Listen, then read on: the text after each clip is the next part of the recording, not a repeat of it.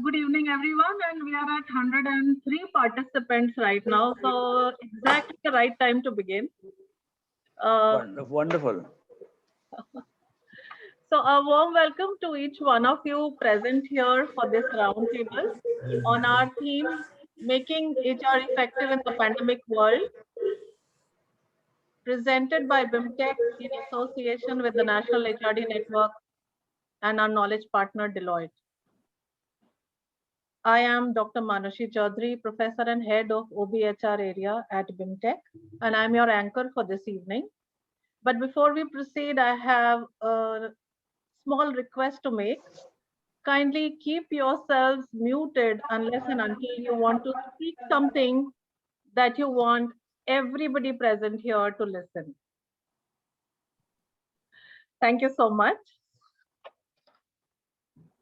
Over the last 9 years, we have organized 35 roundtables on different themes across various metros in India, where we met in the wonderful ambience of huge banquet halls of five-star hotels. Our discussions provided not just food for thought and avenues for further interaction, but were also followed by a lavish spread of exquisite dishes. Of course, we received tremendous response from the HR fraternity from all these places. But over the last 1 year, things have been really different. Our mobility has been severely constrained due to the pandemic, and we have been forced into social distancing. The COVID-19 pandemic might have restricted our movement, but it has not dampened our spirits at all. We have adroitly shifted to this online platform, and the silver lining is that one can join in and attend from anywhere, as we just noticed going by the different places from which people here have joined. So today we bring to you fresh perspectives on ethics and the future of work, from could we to how should we, where we aim to share insights from our experienced panelists. I would now like to request Dr. H. Chaturvedi, Director BIMTECH, to deliver the welcome address. With a master's degree in commerce and doctorate in business management from Agra University, Dr. Chaturvedi has more than 40 years of experience in teaching, research, and administration. As a former director with the All India Council for Technical Education, New Delhi, he has been associated with the formulation of policies, planning, regulation, and control of management education, as well as other disciplines under technical education. He is a founder member and the alternate president of Education Promotion Society for India, a national platform for eminent educationists, education service providers, and edu entrepreneurs. Over to you, sir.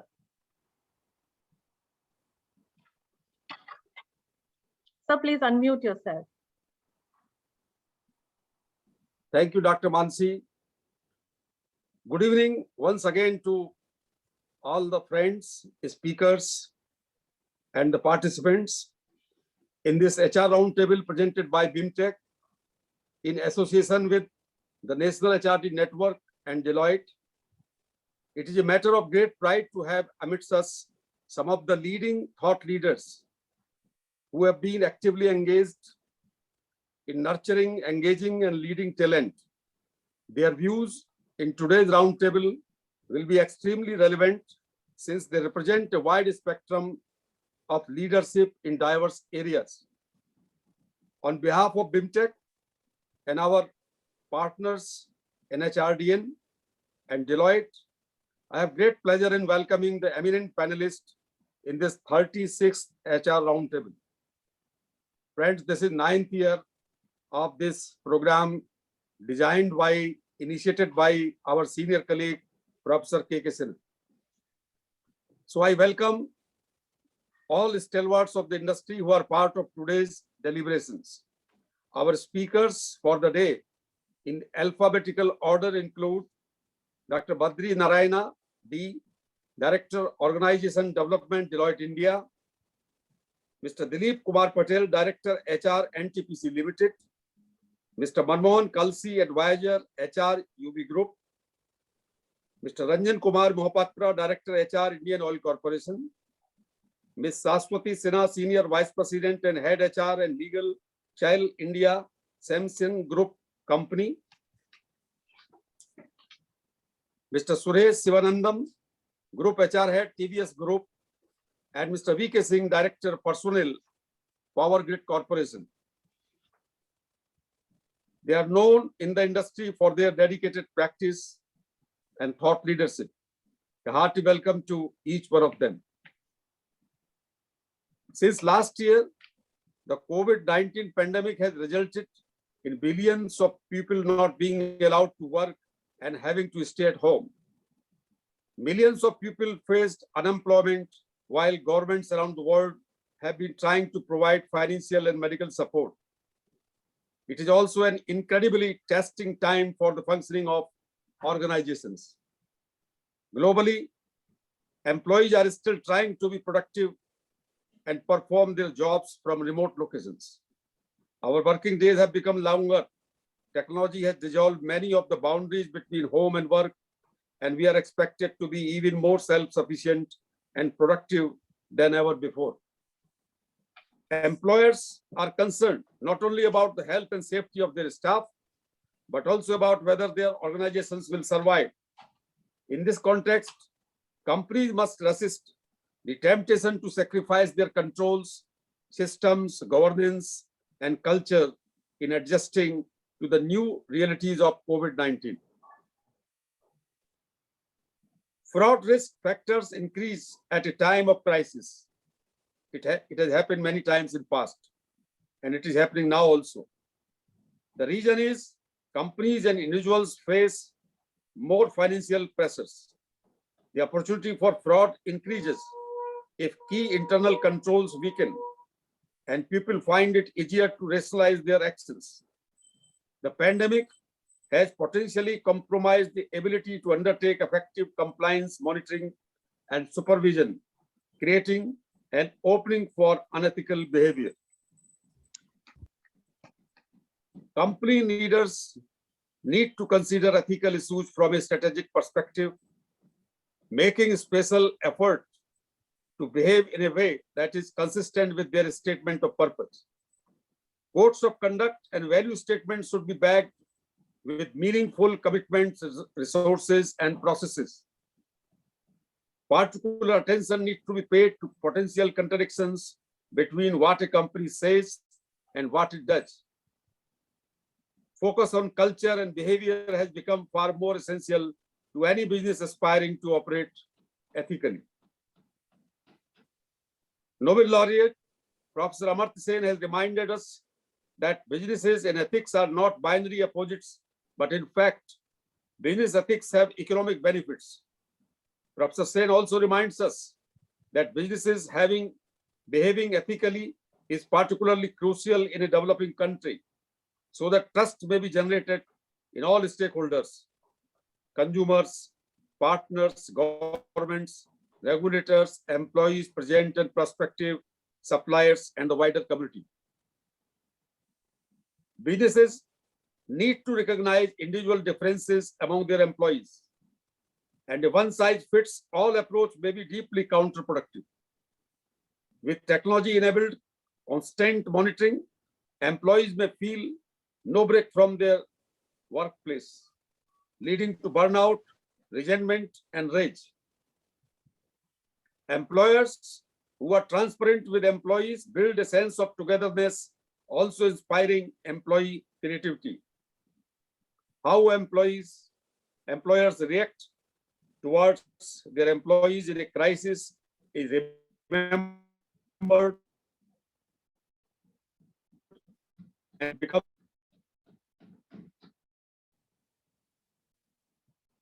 a test of the relationship. Future of technology, alternative workforces, and new ways of working, leaders are wrestling with an increasing range of ethical challenges. HR has direct influence over diversity, equity, and inclusion initiatives, leadership development, and issues of incentives and performance management, all areas critical in building an ethical, sustainable organizational culture. These challenges are especially pronounced at the intersection between humans and technology. How are organizations dealing with these challenges to successfully steer them themselves to this crisis? This is a very prominent question today, ideas and thoughts from the panel speakers. I look forward to know the views of our eminent panelists on these pertinent questions, pertinent issues. Thank you. Thank you, sir. As is true with any approach to an ethical challenge, it's important that employers slow down, think through the full human ramifications of their actions, and remember empathy as much as they can.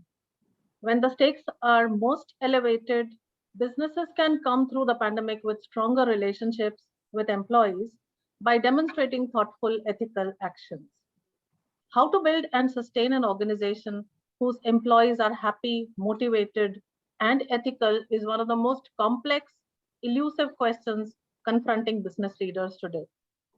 To lead this discussion here today, we have with us our moderator,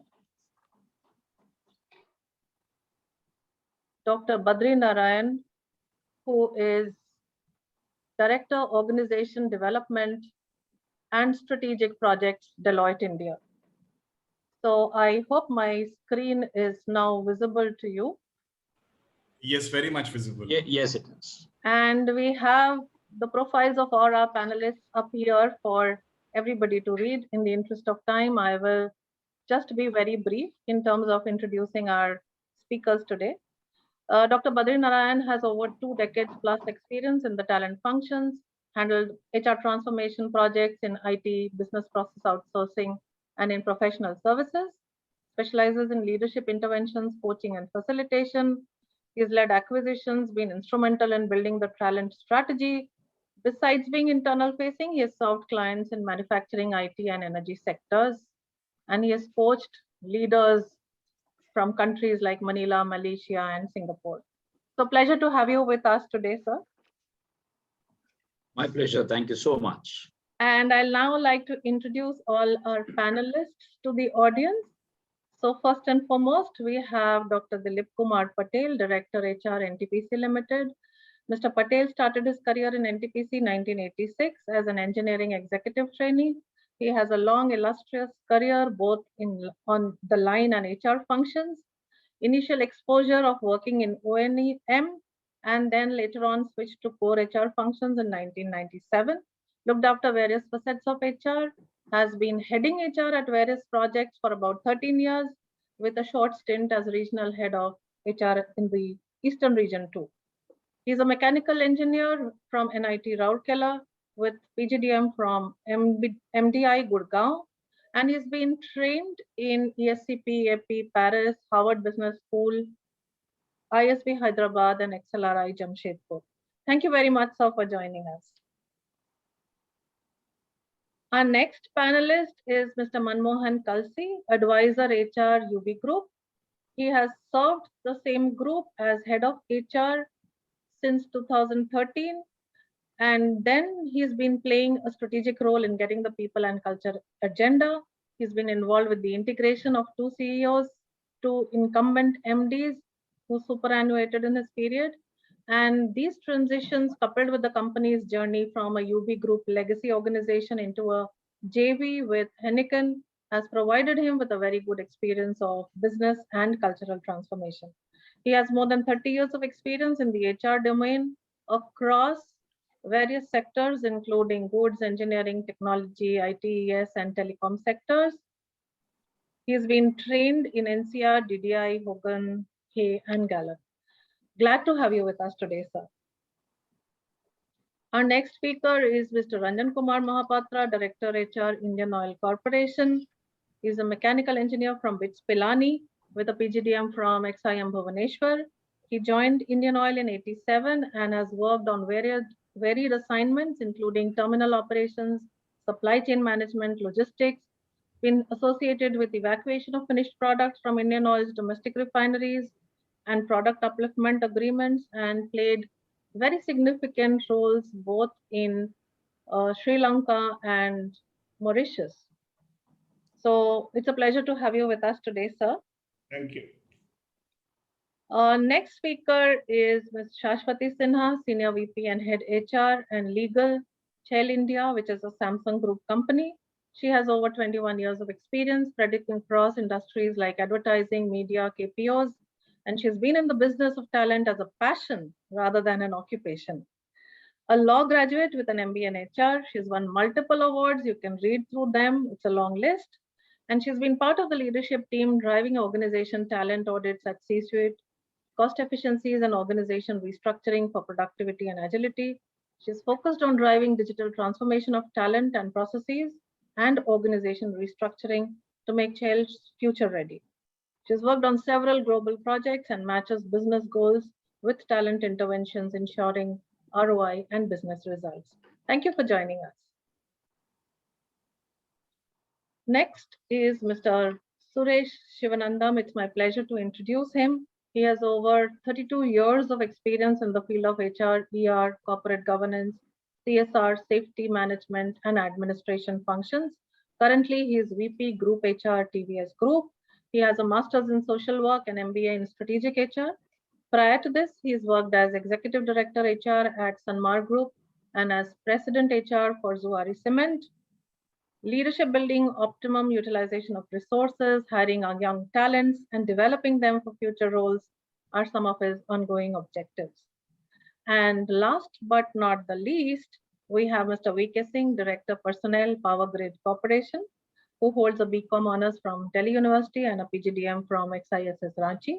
He started his professional career in the year 1985, moved on to Power Grid in 1992, and has worked at different levels, sites, regional headquarters, and corporate center in all facets of HR. He was earlier Senior General Manager HRD, handling flagship projects such as capacity building, restructuring policies and procedures for Northeastern states, strategic alliances pertaining to learning and development for employees, as well as external customers. So welcome to the panel. Welcome to all our panelists. And we are very fortunate to have with us some very eminent people from the HR professionals, which I can see on my screen.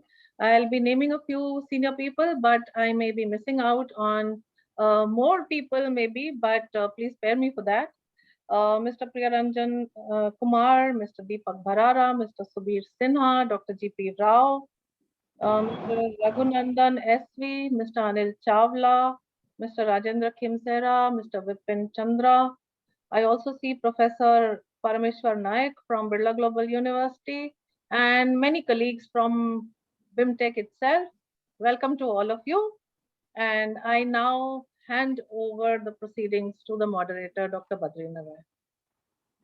Thank you so much, Manasi. Thank you so much. A very good evening to everybody. And it's a complete privilege to moderate this session with such eminent speakers and HR fraternity that have gathered here. Thank you so much. Quickly, let me just take you back to something very interesting, right? In the year 19, right? So I moderated a couple of sessions on technology and how it's going to be changing the future. And there was this whole discussion about millennials and how they're going to be influencing the world. How are we going to deal with this technology change? Are we going to lose jobs? And it was very interesting because it was a very hotly debated topic. There would be every other day some seminar being addressed on this subject. So while I moderated a couple of sessions, I also attended a couple of sessions as a panel member. Come March of 2020, amazing. The world has completely changed. And I remember my admin person walking up to me and saying that, Badri, I think we need to shut our offices from the 23rd of this month. I think that it was the 23rd, yeah, 23rd of this month.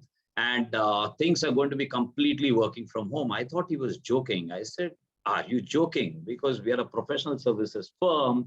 We're all about clients and what will happen to the, my immediate thought was this was March and our appraisals are about to start. How are we going to do our appraisals? You know, this is not going to happen.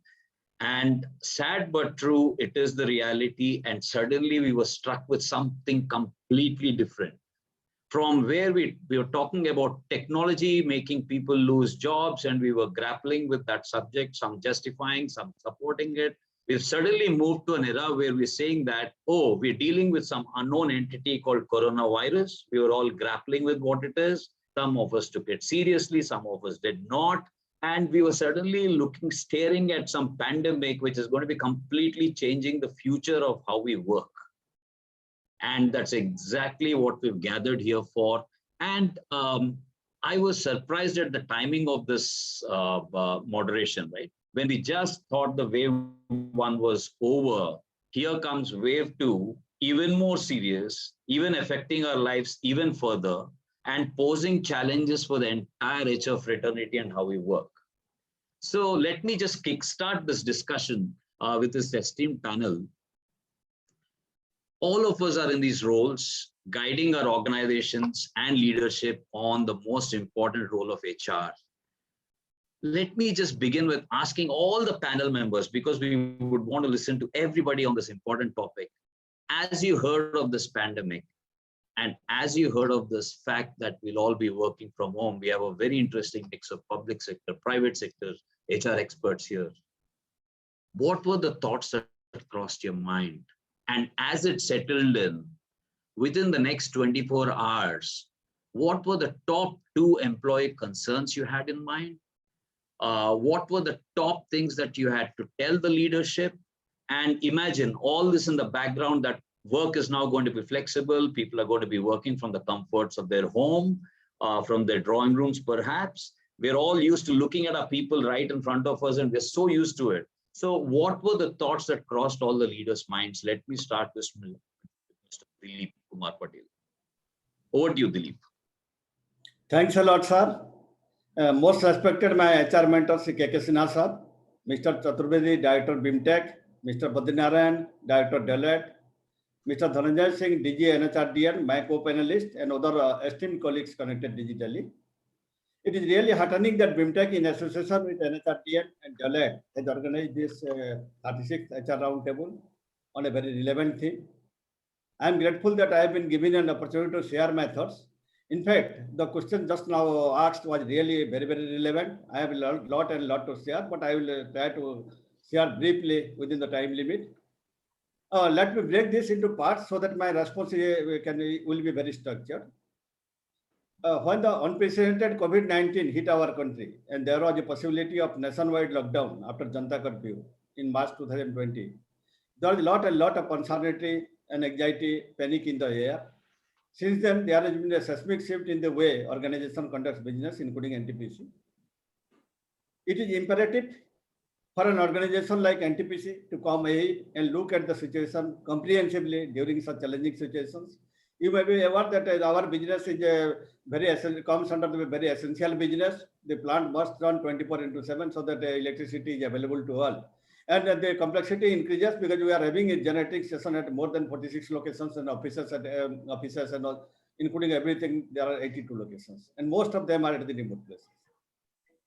So the first immediate thought that came to my mind was how to keep our employees, family members, contractual staff, and nearby societies insulated from this infection. So safety and well-being of around 1 lakh families, which includes employees and contractual staffs, were of paramount importance to us. The second thought which came to our mind was how to sustain continuity of business. As I told, being India's largest power producer providing around more than 25% of electricity to our country, which comes under essential service, we had to immediately figure out and act so that they ensure business continuity. Our machines must run 24/7. This means that our employees had to go out of their safety of their homes, although they are in complete lockdown, and work at a time when there were widespread fears about the virus. I'm pleased to share that there has been no dip in our productivity even during lockdown. Rather, our generation per employee, man-megawatt ratio, and machine availability have improved. We ensured uninterrupted power supply to the entire nation so that the public can remain at their home comfortably and safely. If we look from the employee perspective, as rightly shared by some of my colleagues earlier today, it was obvious that there was tension, anxiety, fear among employees. The only thing that employees expect during such cases we have to look from the HR point of view is that organizations should stand by them and exhibit empathy. Employees have to get tuned to the new norms of working, as we do not know when the crisis will be over. There's a lot of uncertainty. In fact, the crisis is still continuing. Thus, leveraging technology for the convenience of employees working was very, very critical. And as rightly shared by some of my predecessors, more than the technology, it was a cultural shift. Culture plays a very, very important role, where a major section of employees have to move to work from home mode. The employees, let me share that the employees embrace the changes very well. When the purpose and rationale behind the changes are communicated in a very transparent manner, then the employees embrace the changes in a very positive manner. We have achieved various milestones even during lockdown, which I will be sharing. But the important strategies were well-being of employees, all our stakeholders, associates, and leveraging technology. Instilling a sense of confidence among employees was very important. To reassure our employees, we had established various channels of communication. Communication plays a very, very pivotal role. There was regular interaction on every day. On Delhi, we are conducting meeting where all the board directors, including the CMD, they were interacting with different sections of employees. We are sharing the latest development, and then we are also taking feedback, the problems in different parts of the country, in different projects. We used our internal communication apps, Samvad, and social platforms extensively. We came out with many new communication channel, innovative communication channel, like preparing videos and other things for dissemination of information. One important thing is that rumor has to be dispelled. So that's why the communication played a very important role.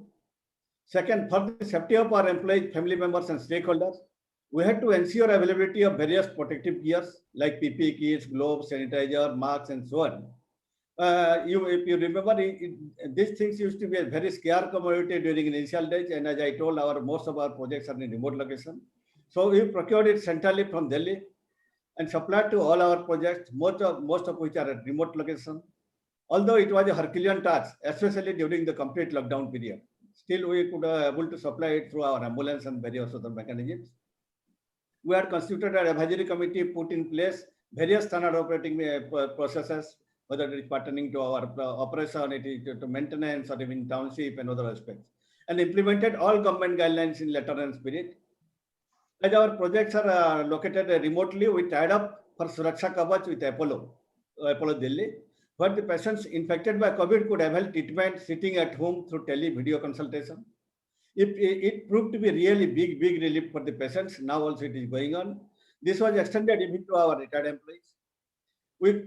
Because there was a lot of scarcity of bed and we didn't have that type of specialized facility in remote places, so we created our own COVID care center with telemedicine facility from the expert doctors, one in each region, so that no employees, family members get deprived of treatment if required.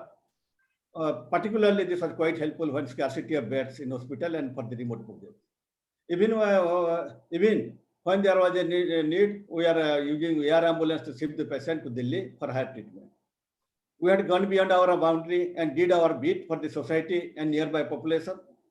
Apart from contributing 250 crore to PM Care Relief Fund, all of our employees came forward and donated their one-day salary. Some even donated even 1 month salary also.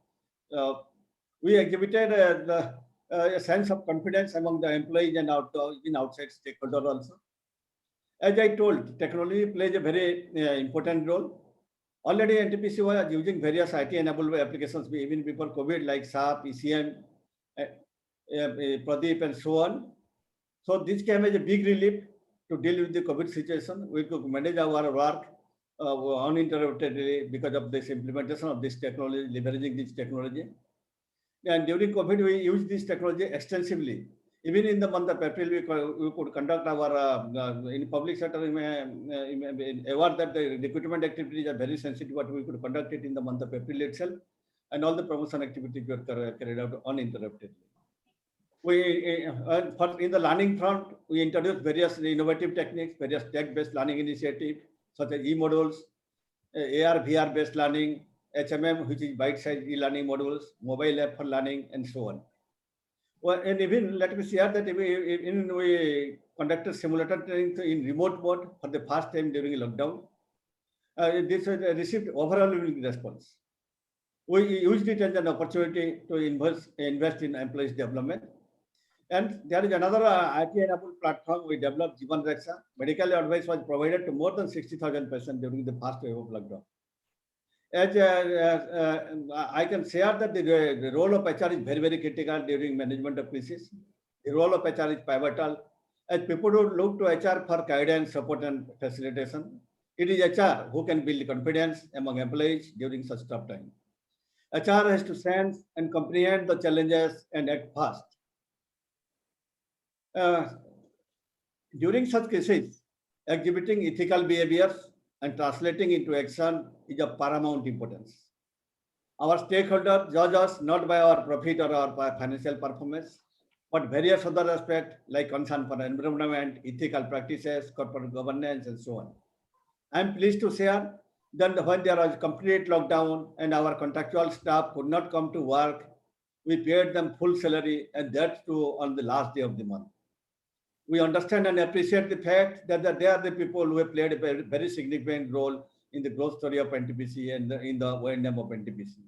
It is a time for the organization to extend a helping hand, and we provided all type of supports, not only salary, we provided food packets, all the essentials, groceries, and medical kits, and everything. Yeah. So, Mr. Dilip, I think the top two themes which were really coming out is how the leadership stayed in touch with people, and most importantly, your leveraging of technology that shined through. Yes. Besides, of course, the various things that you said, and you touched on something very important, which is the ethical side of people are all working from homes, and Mr. Chaturvedi also alluded to that point when he started, right? So people are all working from home, and the chances for fraud increase. The trust that the leadership has on people. All these things bring up very interesting points. Let's listen to Mr. Manmohan. Thank you. Manmohan, you've been, yeah. Thank you, sir. So, Mr. Manmohan, your thoughts on when you heard this, and also touching on a little bit of ethical bit that I was talking about. What were your thoughts, and what were the immediate actions that you would wanted to take there? Thanks, Badri. I'll be very honest. The actions that we took around ethics were more of an afterthought. At that point in time, the two foremost themes that were worrying all of the management team were around take a stock of physical safety and security of our people and our infrastructure. And the second bit around how do we kind of leverage our existing technology. And mind you, we're a manufacturing company. We were not a modern e-commerce kind of a company, which is completely in offices. So we have 30 manufacturing plants, sales offices, etc. And the first two thoughts were, how do we kind of communicate people through our existing platforms? And second, take a stock, be sure that all our people are safe. And at any point in time, there's a lot of product which is in process, because we are a process industry. We're not a essential services in that sense, and therefore, for us to get approvals to go running came at a time after the essential services were restored in other industries. So we were not a priority. So very clearly, these were two themes. To me personally, by virtue of being in HR and by virtue of having handled a few IR issues, such crises were, although this was unprecedented, unpredictable, and unimaginable on how long it would last, but one does get a little prepared for such crises if you've been in industrial relations kind of scenario. And that too, I was luckily or unluckily spent a lot of years in Punjab with Pepsi in the early 90s when the terrorism was there, and we used to kind of roster people and not get all management team into the factories on the same day. And there was a certain method by which you kind of preserved your resources and rostered them on different days, brought them in different times, made them leave the offices in different cars on different days at different times because there was a physical threat, right? So those past experiences condition you to, not get very hassled in a crisis. The operations people without operations get very jittery because the supply chain is broken, manufacturing doesn't have activity, sales operations can't happen. And they look to HR to give them that comfort in terms of that we will have a plan and we will get over it. So the starting thoughts, to reiterate, were only about physical safety of our people and to take stock on how do we kind of connect with our people.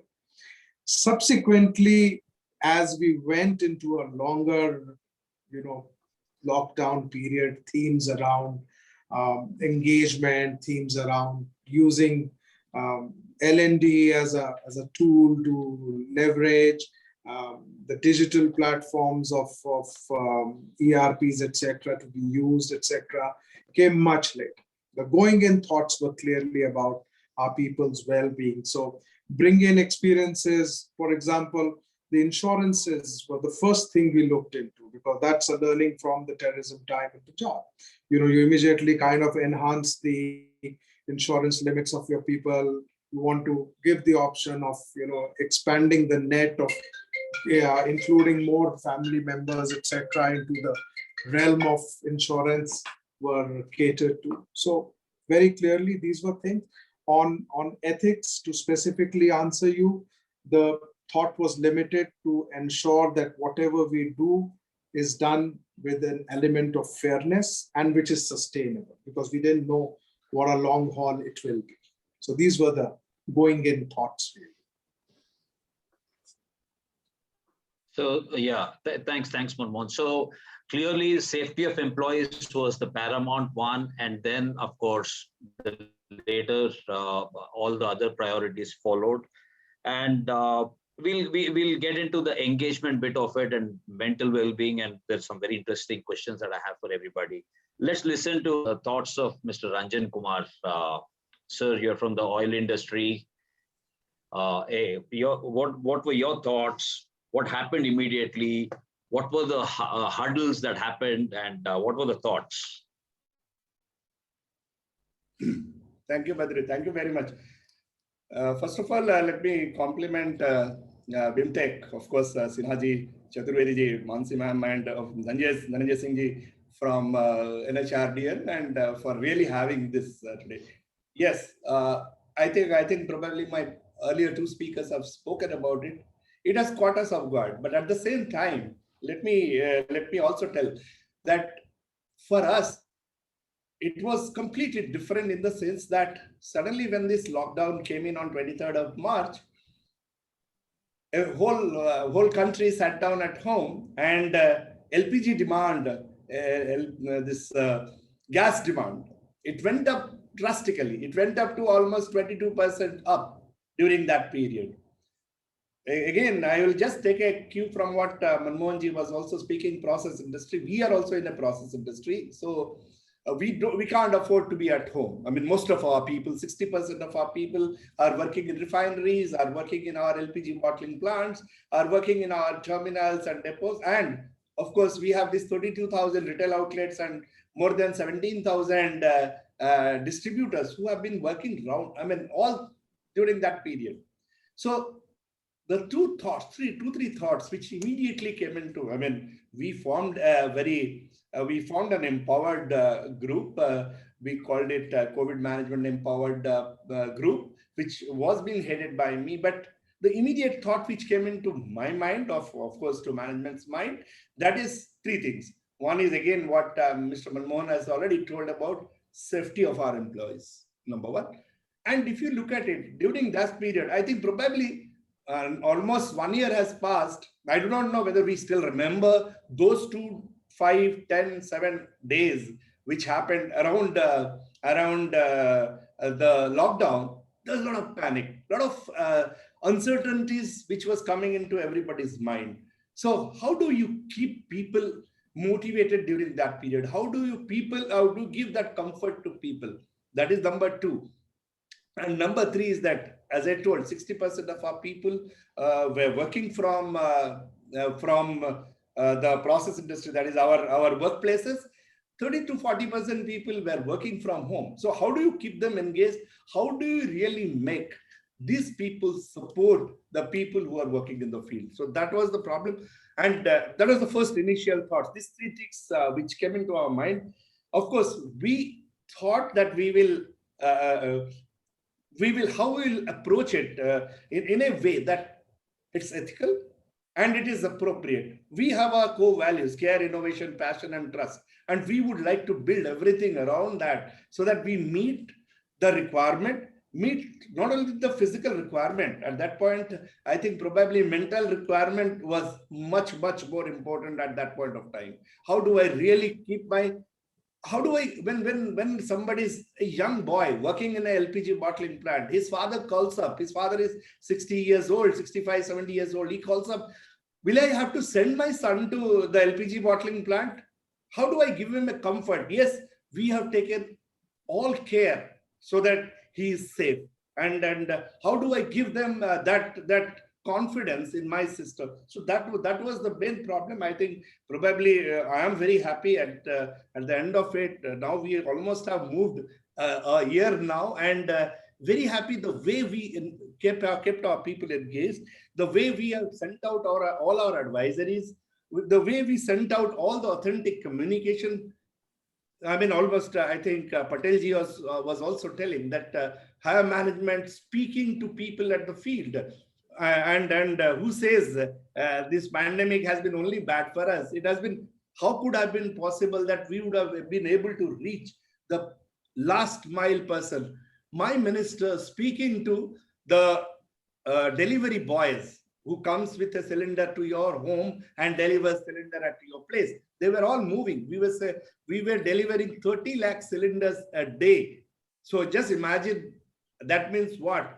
Suppose on an average 5 cylinders or 10 cylinders are being given by these people. 30,000 people I was exposing every day to this pandemic. But how do then I take care? How do we really reach people? So this is, I think, one is that giving authentic information, giving the guidelines, how you go about it, and giving them that confidence that you do really care. I think one sentence which Chaturvedi ji also started in the beginning, when you make people feel that what the company says and what the company does, and there is no gap. And it happens individually also, what I say and what I do. If there is no gap, there is a trust, and that trust needs to develop. And that was the first thought which came into our mind, and we worked on it. And I'm very happy to say that really it worked. Thank you. That's very inspiring, Mr. Ranjan. In fact, the authenticity that you're talking about, right? So important, so very important for organizations. And most importantly, how do we reply fathers and mothers who are calling the offices, inquiring about the safety of their employees, when we don't have answers ourselves? We have intent, we have authenticity, but how do we really give that faith in them that everything's going to be fine? There are only a finite things in our hand, right? So those are all very interesting thoughts. So Shashwati, let's move to you. What are your thoughts on this? What happened? Where were you? And how did you? What followed? Okay, so other changes that we have seen during the pandemic, wish it had come 15 years earlier only, then we would have moved way up in the value chain by now in terms of my passion, which is human resource man. But leaving that aside, I think the first thought which came to our mind as leadership was business continuity, right? Because we are also in the service industry. So how do we ensure business continuity? How do we access data from outside somewhere? How do we ensure that the campaigns which needs to go live, we have all the artworks, everything with us, with our people? I think that was the first thing which came into mind, that how do we ensure business continuity? Second thing, which was that we thought was that to ensure even the business continuity or work as usual, so that work doesn't suffer. Second thing was that how do we empower people, right? Because those values came into the foreground: collaboration and empowerment. Third thing which we thought was, besides collaboration and empowerment, very good. Third thing was that people still did not know what actually was coronavirus. Most of us were clueless. We were understanding it every day. So that kid, that 22-year-old, he is not reading up also. He feels he is invincible, right? So someone who's feeling he is invincible, how do you educate him that, hey kid, you need to wear your mask? Because he says, oh, I stay with my friend, we went out to have golgappa, it's okay. People were there on the road. So how do you educate them even to think health, to think safety? And believe me, it's Badri, it's an ongoing struggle even today. Absolutely. They think their best friend does not have the virus and they will share a smoke with them. So still they haven't got it. Still, I got my first dose of vaccination today. So I'm in the older group. So the kids still haven't got it. So I think that was the third thing, how to educate people. Now with these three objectives, then came the action points. For the first one, business continuity, obviously we went full on technology. So my, whether from the HR way of working, my attendance tracking, every day which work is going, the work mode tracking, the compliances that we have humongous number of compliances, humongous. It's not a joke. We can't use personal ID, we can't use personal devices. How to manage logistics, deploy devices everywhere across the country. People are working on big Mac machines. How to ensure that those Mac reaches their homes, because people just left, right? Like from tomorrow it's lockdown, so it's like empty. To ensure that we have India. So how ensure most of the people, I think 40-50% of the people went back to their hometowns. They had they were staying here in Delhi, Gurgaon and working, but somebody is from Kanpur, somebody from Lucknow, somebody from Guwahati. They all went back quickly to be with their families. So how do you ensure their systems are reaching them? And we have the connectivity for the business continuity. So we went absolutely tech. Our attendance went online. We developed a UI UX, a platform where we could track work, attendance, etc. We also went ahead and ensured that people who didn't have connectivity, we ensured that to somehow manage some connectivity or give them work which does not require continuous connectivity. Small towns still don't have high band internet. How do you ensure in a service industry that continuity work is happening? Next part was we have many industries within us because it's a solution company, marketing company. India, we have offline retail. I mean, retail was off. Nobody was going to the stores to figure out, the maintenance, etc. of the stores. Then what will these people do? We had to think of roles and work for these people, so that we could give them the assurance that they are relevant. So we did that. The second part comes the collaboration and empowerment. We actually thought of something, our CEO coined it and I love it. I speak about it everywhere. We call it, remember King Arthur had actually discovered this. He round table of knights, where is no hierarchy, no one higher than the other. So every day we ensure that we meet online with people who are in critical roles. Leader is the person who's giving work or people the tech solution which is coming up. So there were points of time when the technology guy was the leader. There was another point where someone from my team who's doing HR operations was the leader. So we called it the King Arthur's Roundtable. No designations, no nothing. Whosoever is giving solution is leading. So I think that nurtured collaboration because we were totally interacting. and the empowerment, which I think was a good part.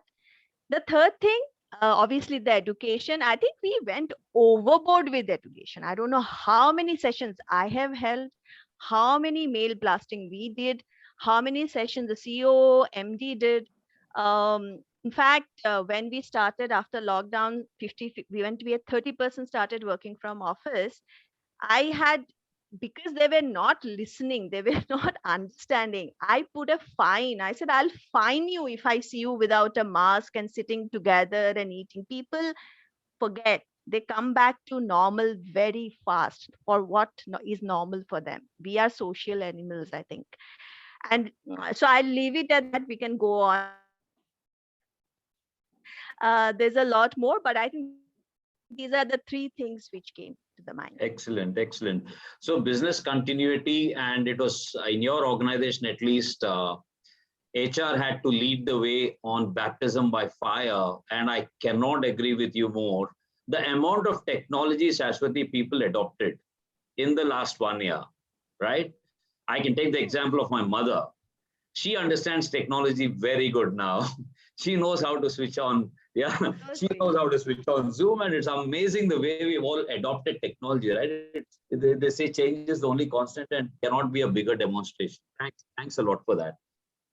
Moving on to Mr. Suresh, sir, you're from the TVS Group and you've been in the forefront, and TVS Group has been in the forefront on combating this COVID through contributions to PM Relief Fund, etc. But I think what is very interesting is, again, a huge group, so many number of employees, and what were the top thoughts and what hurdles happened with the leaders, and what was your advice to them immediately after that, and regarding employee concerns, how will people work, how will work get done? Over to you, sir. Yeah, first of all, at the outset, my sincere thanks to the BIMTECH and of course, Badri, to you for moderating this session and for all the faculties. The moment the lockdown was announced, actually 1 week before itself, we all used to plan, because there was a lot of indication before the so-called March 23rd of last year. So we started planning, but the moment it came on 23rd, I would say 2 or 3 things was immediately there in all of our mind. One is about definitely the employee safety and health. What I mean is that, there are, ours is a manufacturing organizations. We have many companies, at least, for our group, a part of the TVS group, almost we have close to 10,000 people working, out of which a relative percentage of the people, close to around 25 to 30% are the flexi people, flexi staff. So their survival, their livelihood was the question, apart from their safety and health. So this is most important thing was there. Then as others was talking, the business continuity is important, because some of our industry is a process industry. So to ensure that, the material what we have, the compound what we have is also to be protected, because otherwise it is a waste. So that is also another concern. And then also to meet our customers' requirement. In fact, as one of our business, we supply to some of the essential products company, the manufacturing company, including like Ntpc or the power corporation or the coal industries. These are all the products. So business continuity, employee safety and well-being, business continuity, and also to take care of the livelihood of the people, particularly the flexi staff. This was, I think, I would say, this was the top 3 things were there in our mind. But fortunately, what has happened, immediately after that, we used to, it was a kind of, the team has got formed, I would say that formed by itself. There is a huge support from the operators, the workman side. In fact, the people started understanding what is agility. So this is most important thing, because we all know that certain things was already known, already available, like VUCA world. But people have really started understanding what is real VUCA is. So this is something, and we also started parallelly taking a lot of sessions through online, not only for our executives, also for the operators, including for the contract employees. Some of them are the migrant employees. They started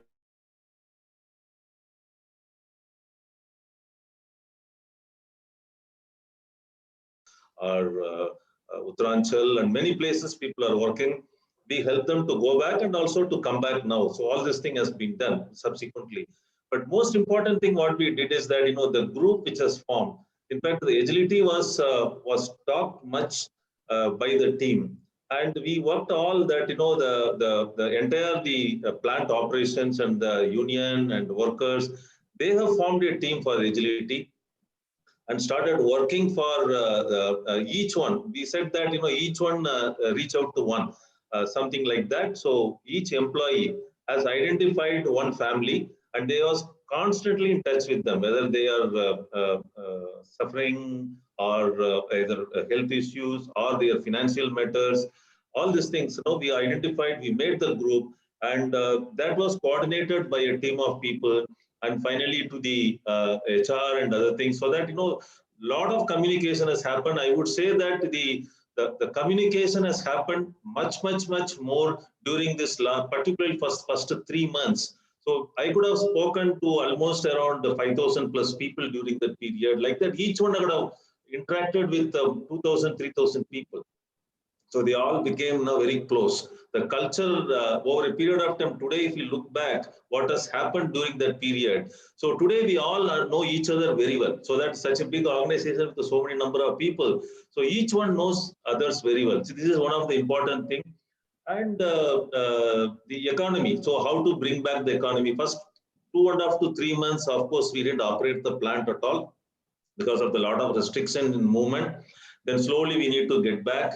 Of course, the lot of discussion has happened whether to cut the salary or not. Of course, we did it, but then we paid back subsequently. So all such kind of thing has happened. But most important was there in our mind is that the 3 things what I told, and we were ready within a week's time from 23rd of March with our manual also. And that has been communicated. In fact, over communication has been done because that's what we felt it was important to do it. Reach out to the people, reach out to the family, reach out to the children. Fortunately, we have the schools, previous schools are there. So a lot of the school kids and the teachers and others have supported us to reach out to the people through their children and all that. So that unity was, I would say, that is the most important thing was there. Yes, close to 100 and odd people also suffered COVID, but fortunately, no fatal has happened during that period. But then it was a painful period, particularly the first few months. It was unknown. It was a fear of unknown was very, very high for all. So somebody who got COVID means we need to do a lot of the regulations, how we have to control this and all that. So all this thing has happened. I would say that the 3 things: employee safety and well-being, business continuity, and of course the livelihood of the people. And we had the manual ready, we were communicating it, and continuous meeting of the people was one thing which we did. And then of course, fortunately, touchwood, from June mid onwards, the business started picking up. So people started on their own, even started coming on Sundays. And even union said that we'll come and work on all the Sundays. Okay, if you pay, you pay, otherwise we'll come and work. So to that extent, the kind of stuff has happened. That's what I would say. Thank you. Excellent, excellent. Thank you, sir. In fact, I couldn't agree with you more that people know each other at offices more now. I was surprised to know that a couple of my team members are from Bikaner and Amritsar because they moved there now. So it's not only at offices, even at homes, people actually know their neighbors better now for the last 1 year. They're actually socializing with them a lot more than just locking themselves. Now moving on to Mr. VK Singh, your thoughts, sir. Thank you. Thank you for waiting for such a long time. I represent Power Grid Corporation of India, where in transmission and telecom, we're the 3rd biggest in terms of assets and 5th biggest in terms of profit, and that is our top credentials. So to us, safety was the most important aspect. I mean, the first was safety, that we need. This time you need not be a great place to work. It's a very important to be a safe place to work. Inculcating safety. And for safety, when the COVID struck, we found difficulty in getting people admitted in hospitals. So we created our own isolation center at all over India. We are transmitting the more than 50% power of the country. So we are virtually located from Kashmir to Kanyakumari. And so we created our own isolation center where we provided them three layer of medical safety. Other than ICU and ventilation, we provided all employees and their family member to contract labor and to the construction labor. They could use this isolation center we had created. Then apart from insurance, increase in insurance, what we did in terms of contract labor, we had about 12,000 contract labor. We were paying 250 rupees per day extra. For initially almost 4 months, we paid them 250 rupees extra because we realized that they are the frontline people and we need to engage them. Not only we took them inside and provided them a safety cover because we are in essential services. I mean, we cannot be interrupted. I mean, power is such an essential thing. And fortunately, we had a lot of experience earlier. I mean, we are part of the disaster management committee of the India disaster team. So we had a lot of disaster we had handled earlier. That experience came us handy. The first thing about safety. Then regarding operation, the second part is the HR part. I'll tell you that we started doing differently. We had to find a different way, but the COVID taught us 10 new ways to do it. Earlier, people realized it's the only way you can do it, but the COVID taught us that you can do anything in 10 different ways. And we, in terms of IT, we immediately moved to the work from home, cloud, and that was very smooth transition. And that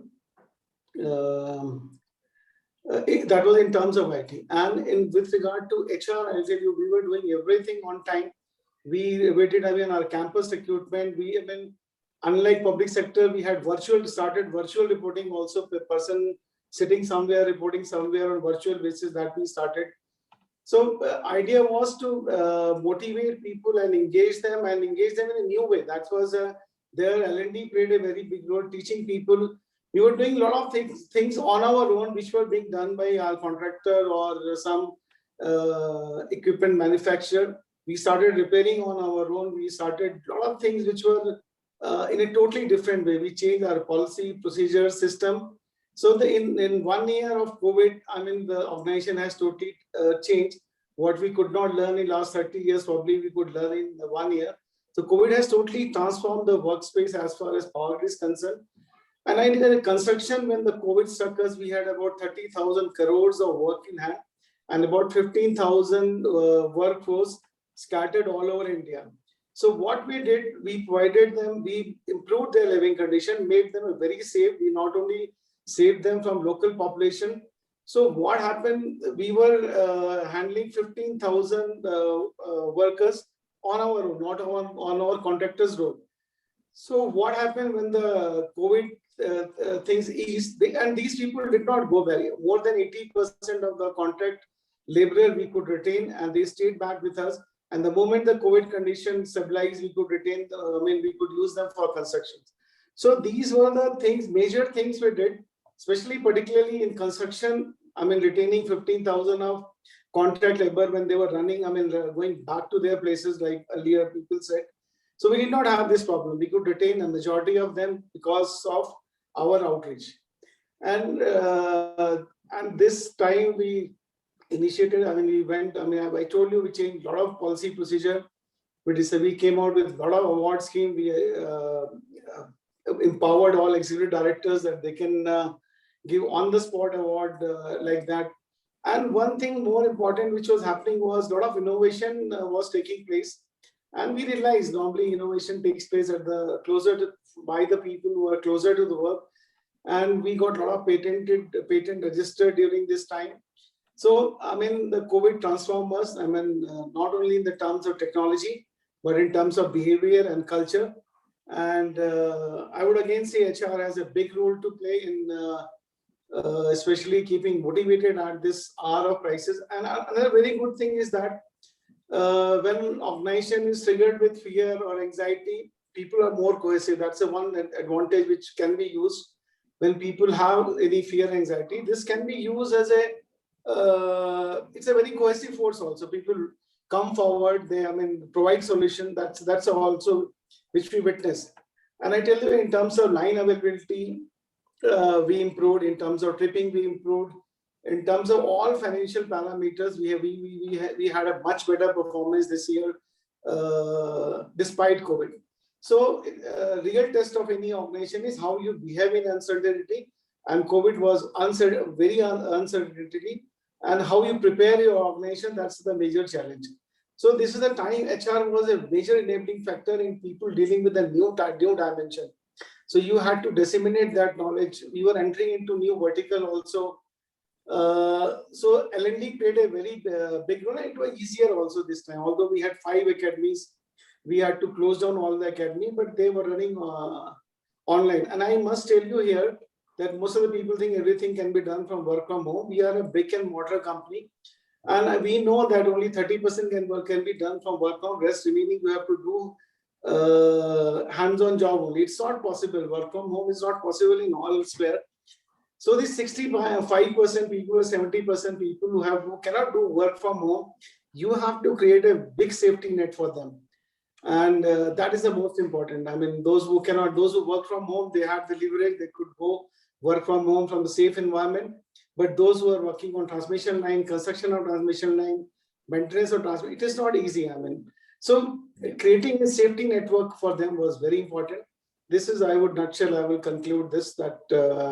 Excellent. So, thank you. Thank you. Yeah. So one thing that is shining through with all the experts who have spoken is empowering people. And the other thing that has come through is how soon the hierarchies got dissolved, right? Yes. From what Shashwati was speaking about. Now, suddenly this myth of I'm a boss and I have a team and standing in front of them, the sir culture, it's all vanished now. It's almost like everybody has to contribute what they can. And most importantly, HR has been demanding a seat at the table. Now it has happened by default. That's what I can see all the experts saying. Now HR has a seat at the table and it's for us to make the best use of it.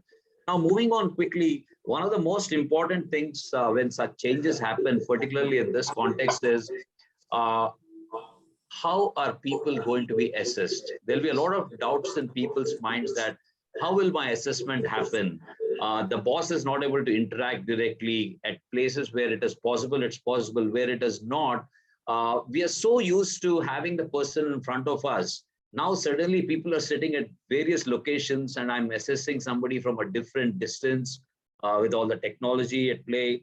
So Shashwati, any thoughts on this? You've been at the forefront of digital transformation, and any thoughts on this? How are we going to be assessing people? What are people going to think about this technology and assessment, fairness, equity? How do these things play out? Okay, so it's again an ocean, but I'll try to keep it crisp and as per our experience in our organization. So, like I said at the starting only, so we went online in a lot of stuff. But the lockdown started from March 23rd, I guess, and it stopped on May 4th, something like that. So from May 5th, 30% of the people were in office. And we had a unique challenge because the 30% who were in office, we could see them, right? I can walk up. I have been in office since then. So I can walk up to the stakeholders and get work done quickly. I can call up, I can interact. I have access to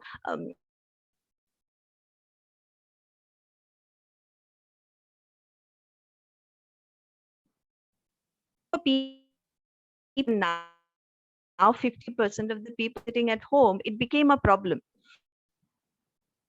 So obviously, it was done at 2 levels. The macro levels like retail or activity events, line events happening. In retail, there was no.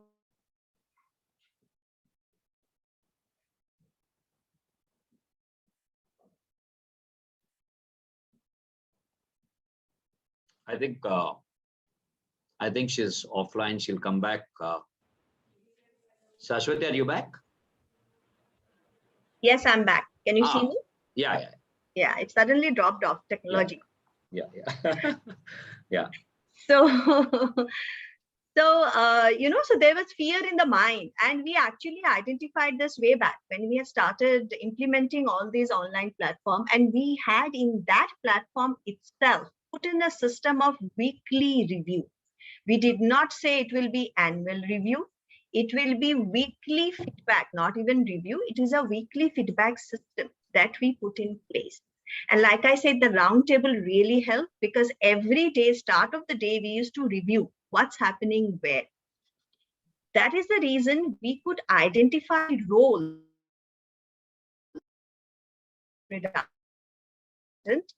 So how do we enhance capability?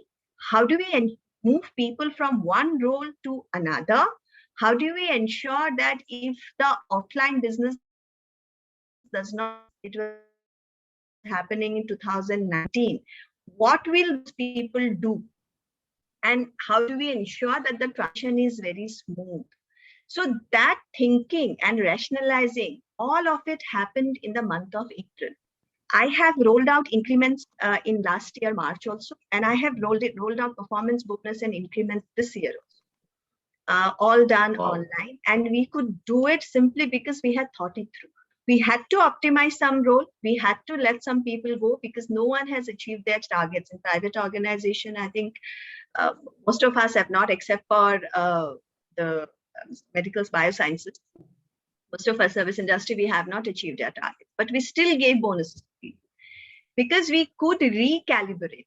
My system does not have a now annual review system. It has for work from home people weekly, and for the people who are working from office, we actually have a monthly review system, which is online, which you go into, and it's just a feedback session. It's constructive feedback. What's happening? Where? What are you doing? The KPIs underwent a change. It was not just about achieving targets, because I don't think anyone could. It was more about collaboration, more about finding innovative ideas, more about new areas of business, and it could come from anyone. So I think that really helped, and technology facilitated it because we could reach everyone through it. And that's been a great experience, but we are still learning. Honestly, we are still learning. The work this time when we rolled out the ratings, and we thought we did a good job from our learnings of last year.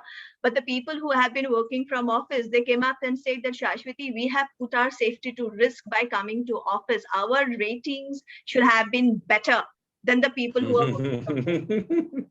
So it's a learning experience.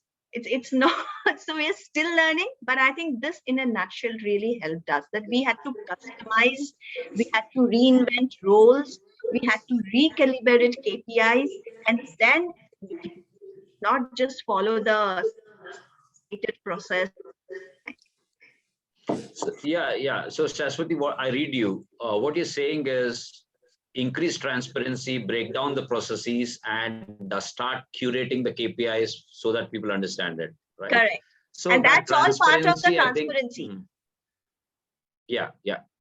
So that's exactly what we did a lot of organizations through this change, and people feel far more connected with it, far more connected now. And some people even say, sometimes when Zoom meetings happen, I at least see my boss gives me full attention during the appraisal process, which is very important. Otherwise the boss is looking at the phone or is distracted, somebody enters the room. Here it's a dedicated session and people are liking it. Right? And it's a continuous process. It will not come once a year when you suddenly have to wake up to HR deadlines. True. So it's a continuous process. I think that really helped us. We have done a lot in this area, which other speakers can speak about their experience.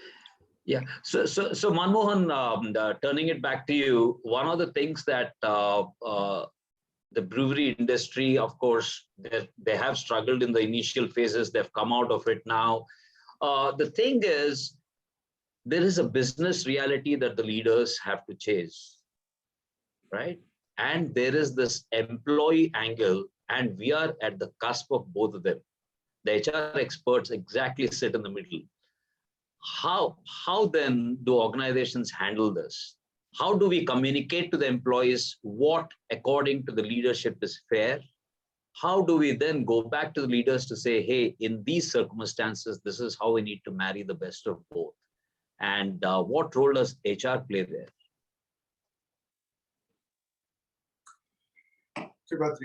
Yeah. So yes, you've said it right. We come right in the center. We have the responsibility of being an honorable and a fair broker to both sides without taking any side, of course. Right. And this is not limiting only to performance management and the rewards, but anything that evolved since last 12 to 13 months when we've seen this pandemic really change the ways of working. Industries which had never conceived of working offline, industries which were manufacturing had never thought that people could work from home. And you've got now very different subsets within the organization. You have contract workers who come every day through your gates, and in our case, it was about 6,000 of them. You have permanent workers and unions which demand settlements based on historical negotiations and the previous settlements, etc. And then you have people who work in offices who had the privilege of either working from home or if they felt safe to come and work from their offices.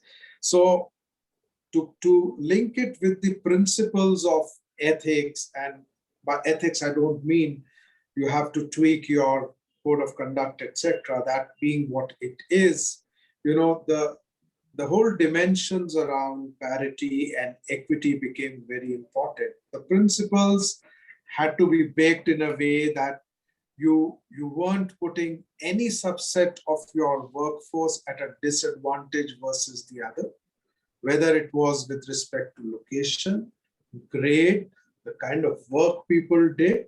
And these are important elements that HR had to play out and broker in terms of ensuring that the rules of the game stay fair to the people who've come and done their extra bit. To give you small examples, anecdotally, we have a cluster of about 4 breweries in and around Gurgaon, for example. So we have a brewery in Haryana, we have 2 in Rajasthan, another one in Rajasthan, which is a contract brewery. And people for these 4 breweries, sometimes those who are working in Rajasthan brewery are living in, say, Gurgaon, or the people working in the Haryana brewery are living in Bhiwadi, which is technically Rajasthan. And when you had borders sealed, what do? I mean, people want to come and work. So you have to be, flexible, allow people to quickly switch locations. Ones who are stuck in one geographical state were given option to go and work in the closest brewery within that state, because these borders were also not porous during the time when curfew passes were issued and you had to take passes from the administration to move people or to move material. So you had to push for certain misfits being allowed and not being very, very rigid about certain things. At the same time, when you come to a later stage, which is where you administer the merit increases, etc., you have to again bring out the factors. So, for example, if somebody had taken approved leave before the pandemic came in and got stuck in another state and was unable to travel back, you will not penalize him on his leaves, and you had to give him special leave quota outside and over and above his entitlement. So these are kind of things where HR, had to come. There weren't policies written for these things. You don't have rules written for every single instance that you will encounter, and therefore a lot of onus was on the HR teams to think on their feet, quickly align the business functions, and keep putting newer guidelines into circulation so that everybody is aware and you're not doing favors to a certain set of people. So whatever needed to be done was also broadcast through the organization so that you're not putting any particular group at a disadvantage or an extra advantage. So this is how you bring in these elements and dimensions on on ethics, the softer ones, which are not exactly black and white, but you need to bring those into play while taking decisions on the go. Yeah, so great. So that brings us to the most important thing that matters to the employees the most: their appraisals. How do they get paid? What happens to their performance pay that they used to earn every year? So quickly, can I ask all the speakers in no necessary order, or I lead the way? Meanwhile, can I request all the audience to start pinging their questions into the chat box here? We'll take a few questions. Starting from Mr. Dilip, if you can quickly tell us. I will be sharing very briefly. Yeah, yes, sir. Performance appraisals, incentives, and performance pay. How did we deal with it? And then we'll move to the. Yeah, I got the point. Actually, around 30 to 40% of our employees were under work from home mode during the initial period of lockdown. Particularly, all the officers, those who are working in the offices and regions, center, and partly those who are in the service department and even projects also. So around 30 to 35% of employee executives were on the work from home. And we had to find out some ways of more than the performance management system, the finding out management, that was very, very important. So we immediately, quickly, we devised an online system. We immediately internally developed an online system to the level of engagement of different executives. We are taking daily, we are the concerned employees or executives are recording their the main achievements, hurdle being faced, because of records on a daily basis, which was being observed by his reporting officer. And the HR was also continuously monitoring those things. And this not only helped us in measuring the performance in the completely lockdown period work from home, but also it helped us to give the proper counseling in case anybody is having any problem. And the reporting officer can also give the proper counseling and advice to the concerned. This was the main, particularly the additional supplementary methods that we adopted. This is continued up to December till we continued, started in April and it continued up to December. In this way, not only it was not only a performance system, but it also used us to give proper feedback to the executive and as a counseling also. Thank you. Thank you, sir. Manmohan, appraisals, incentives, performance pay. How did it go about there, and what were some of the approaches? Yeah, so very clearly, we first said this is where we rank ourselves on business. So if business was, say, at a rating 4 in the previous, say, 3 years, business itself came down to rating 2.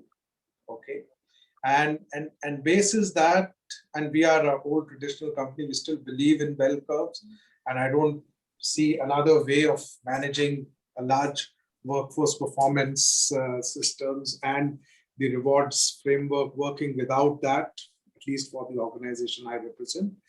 And so we skewed down and we said in a year which was very difficult, the best performers can only be a handful and really justify. So the moderating process also became more rigorous, and the cases for the best performance levels were really argued and discussed between all functions so that there is unanimity and consensus around that.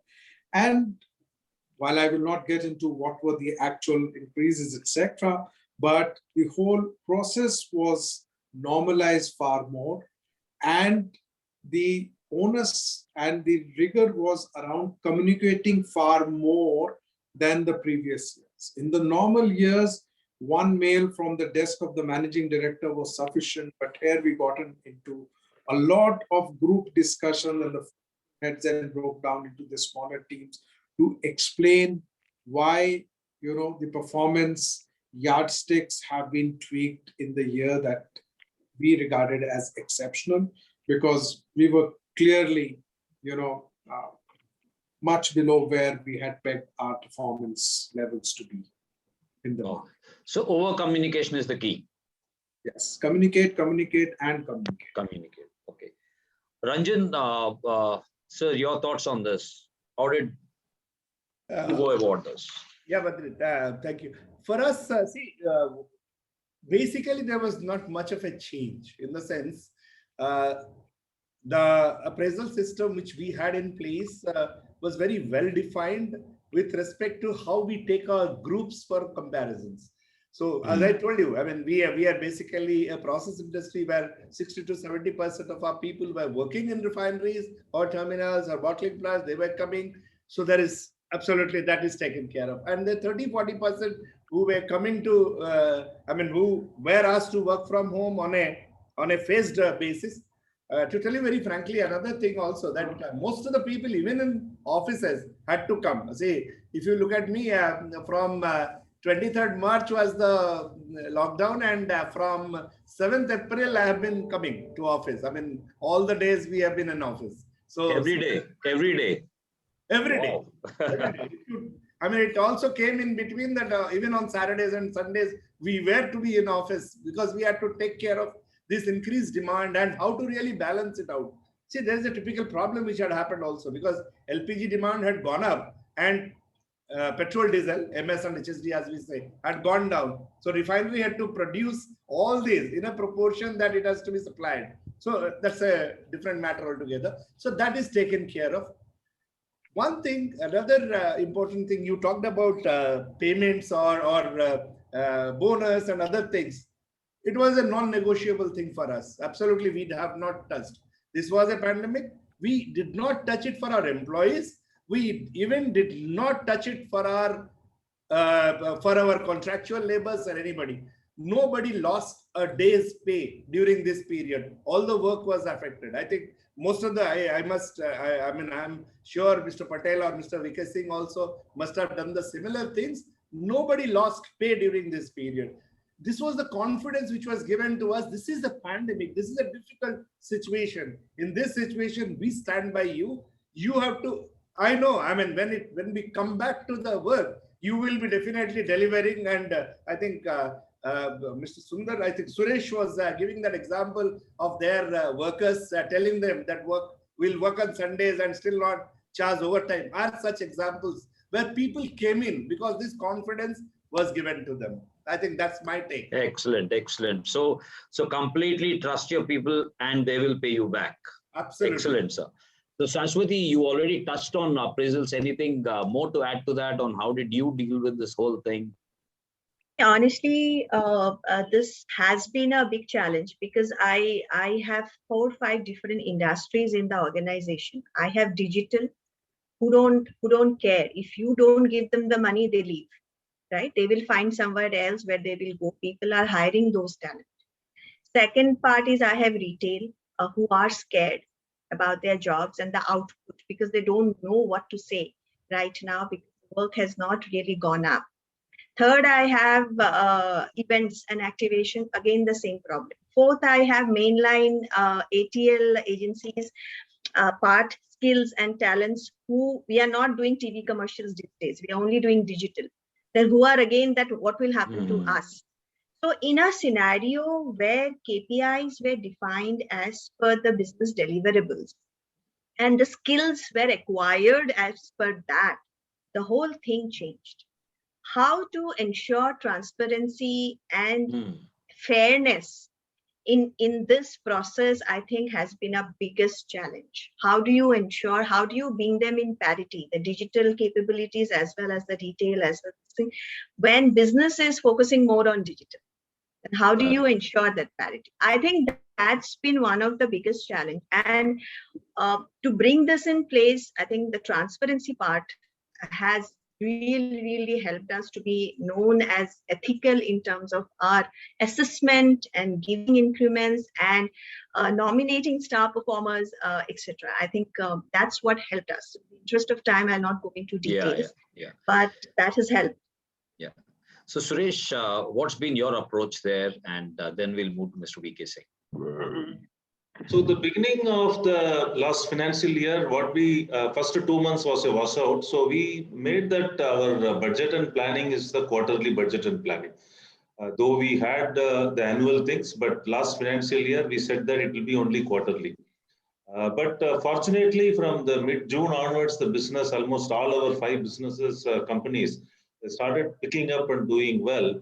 So when we are into complete appraisal and assessment, but then we said that we will also do that some quick recognition. So we introduced 2 awards month on month. About one is about this Corona Warriors. We identified at each what to say that the plant or modules or the work location and rewarded them. And that reward, of course, yes, it was given through Zoom only, but okay, somewhere people are giving physically, but a lot of people are watching and doing it through the Zoom. And then we also said that agility champion, because this is something which people started recognizing and doing it, but month on month this is happening. And this is something has motivated people across the levels.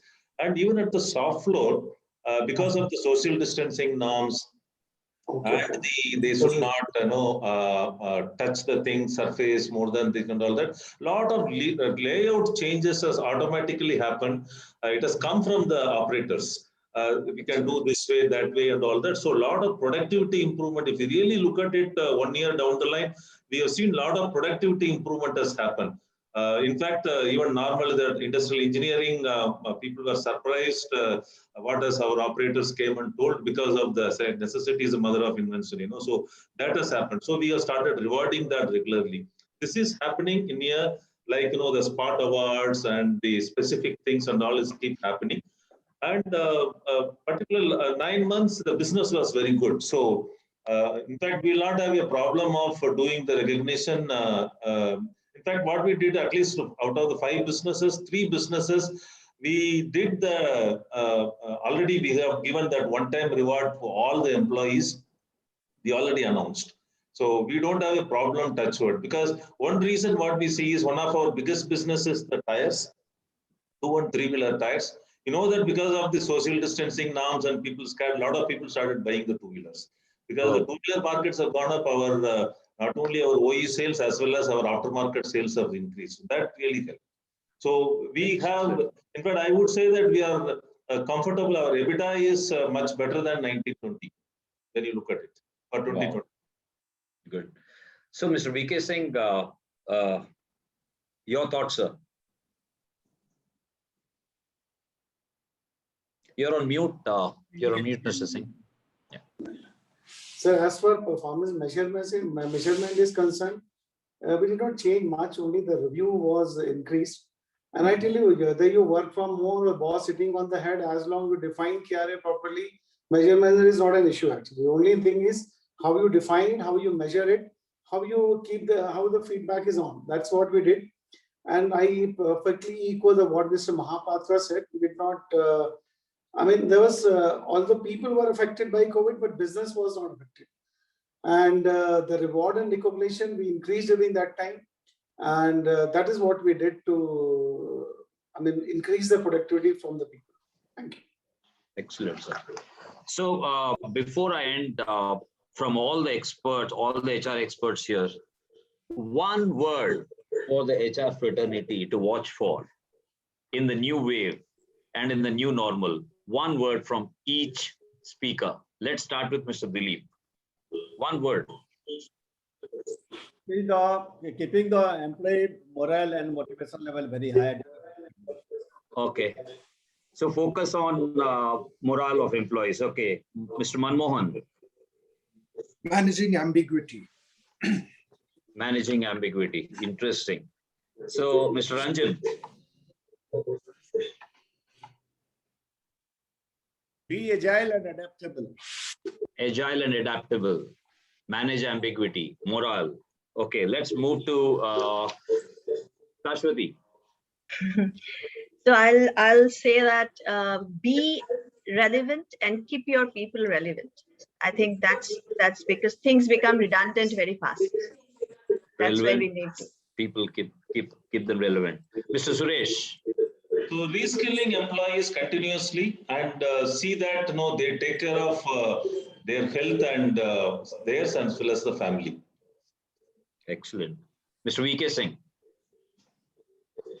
Be ready for change. Any change is possible. So Yeah. you have to be ready for any change. Excellent, excellent. The interesting part about all this thing is it all boils down to very strangely the basics of a strong organization, right? Stay authentic, keep people relevant, increase transparency, all those things that we've learned, they all come back to the fore in spite of these, these challenges. Very interesting discussion, and I'm extremely privileged to be moderating this session. Now I hand over the proceedings back to Manasi. There's some very, very good questions out there. Yeah, thank you so much. And there are lots of questions coming in from the audience. Let's see how many we can really address here. Okay, so the first question which is come up is about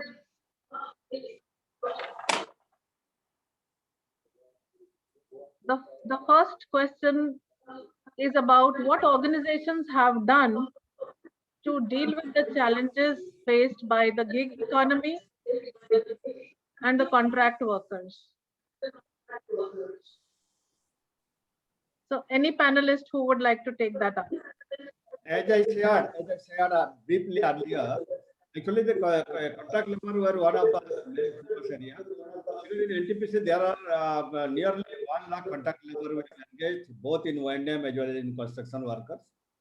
And particularly after the complete lockdown, the construction activities came to a standstill in all our projects. Around we are having 11 to 12 projects under construction, and maybe around 45 to 50,000 contract laborers are engaged. Although they were not being called for duty, but we ensured that all are getting their wages. We not only that, we ensured supply of groceries to their families, then medical kits like PP kits to them. And this continued for around 3 months. We supplied all them.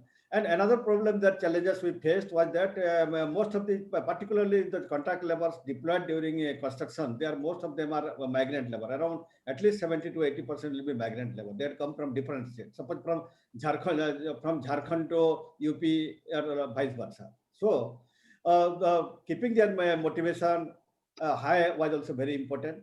We ensured that they do not go back because traveling at that time was also very, very difficult and not safe. We ensured that they stay at the respective locations. We provided all type of facilities to them, and not only that salary, but in groceries we also provided all type of medical help to them. We provided whenever somebody was feeling something, then we arranged for their testing, and in this way we could return almost at least 90% of the contract labor, even in construction sites. So Manasi, if I can add, on the gig worker side, I think there is huge opportunity. We haven't got our act together. I think the corporates need to speak to each other, and then government needs to be engaged. There is opportunity in considering actively the legalizing of multiple employment, dual employment, etc. And that will help a lot of small companies who may not be able to afford full salaries, and they will not need people for full time for all 30 days in the month. And that's one thing which the pandemic has thrown open. I think just as digitization has been adopted very, very rapidly, this is another area that industry and government needs to come together and think future. I'd like to add one aspect. What we are doing it is that multi-skilling of these contract employees, because we know very well we will be losing them if they develop particularly on the highly skilled job, because one of the job is the tire building. So, but we started developing all the people during this period and continue to do that. That will help them for their livelihood in the long run. Thank you, sir. I have two questions from two colleagues of mine. One is asking about the top 3 skills that the HR practitioners have demonstrated during the pandemic. And a related question from another colleague is, what would be some of the skills our students would need in future to handle the upcoming opportunities in the area of HR? Yeah, can I answer? Sure, sir. In fact, I will just take it forward what I told when Badri asked that question, what are the things which is required? And so I'm getting this opportunity to again reiterate I have been telling my people always 3 A's: agility, adaptability, and alignment to business. I think these are the 3 things which, wherever these HR groups displayed this, those organizations have been successful. I think, at least from my experience, I can tell that we could carry on this activity because my HR people really aligned themselves with the business. The business requirement was such, as I told you, I mean, being an essential sector, we had to be on the job, had to be on our toes all throughout, and they responded well. And of course, agility and adaptability. Unless we have these 3, to me, will still be relevant in future as well. I think this is not only applicable for HR people, this is also applicable for the youngsters who are listening to us today, the young boys. Please learn that. It could be for you, the third one, that alignment could be a bit different. It may not be to the business. It may be aligning with the purpose of the organization. It could be aligning with the purpose of the nation. It could be aligning with the purpose of yourself, which you want yourself to be. But you must align yourself while remaining agile and as well as adaptable. That's my take. I would like to say that, for the, not only for HR fraternity, also for the anyone in the organization, particularly in our company, we say that, like the TVS, we say that trust, value, and service, which is most important, which is anytime it is the trusting each other and then doing the service to the people, and of course, create the values for the stakeholders. This is for us. For the student community, what we say is, the employability skills, they have to develop it, the need of the hour. This is what I would say. Thank you, sir. Now I see here appreciation coming from Mr. Khemsera, who says that he found the performance of HR improved. But a related question from Mr. Ashish Gakre is, where did HR not do well during the COVID pandemic? So anyone who would like to address that? Yeah. So I think, it took the HR fraternity and everybody, including myself, to get out of our obsession with productivity and efficiency and again, to broadly link with the ethical framework, trying to see whether employees were, actually working, not working, etc. But I think somewhere in the beginning, the weightage that needed to be given to humanity aspects were a little wanting, and it came on later as we grappled with mental health issues, as people really struggled and they started asking for help, and people started leaning on each other's shoulders.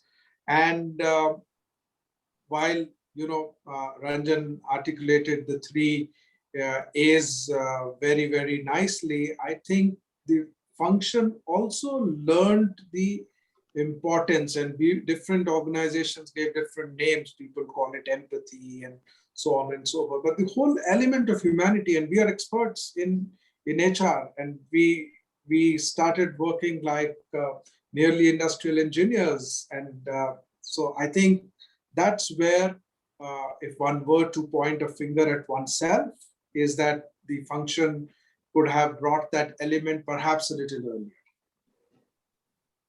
I would say that particularly our organization, the manufacturing industry, the work from home, which is something which very, very new concept to our type of industry, we could have done well, particularly because only the 10 or 20% of the people are only eligible to do it. But then, the comparisons and then how to recognize them, what others can do it and all that. This is something which, though we did something, but then could have been handled well, that I would say, particularly our type of industry. If I want to add, I can also, taking advantage of what both Manmohan and Suresh has told, I can add one more A, that is lack of anticipation. I think probably that's where HR could have done better. I'm not telling they did not do well, could have done still much, much better. Thank you all. Another question is, what are some of the trends, roles, and evolving responsibilities in remote working? And what is the preference between, working from office and working from home? So I would say that, the data analytics, which is something very, very important for all, but particularly now for HR, which in the remote working, it really helps. So which people started doing, particularly the youngsters whom we have, this is something which is helping. For me, I think it's a learning. It's for future is hybrid working, because I still get the calls from somewhere when we started. Some of the girls called, sir, we want to come back to office. I mean, it's very difficult to manage at home with all these things which is happening. So I think probably the future is completely hybrid working. I think we'll have to develop systems well enough so that we will be able to do and take maximum advantage of this hybrid working. Another question is, in a hardcore industry, a hardcore process industry like NTPC, work from home was a totally new concept. Actually, we had not earlier experienced it earlier. So what I feel, developing an engagement model for those who will be rostered in work from home mode, that will be going to be a challenge. Although we have started in a very limited way, but that needs to be further developed and refined. Thank you,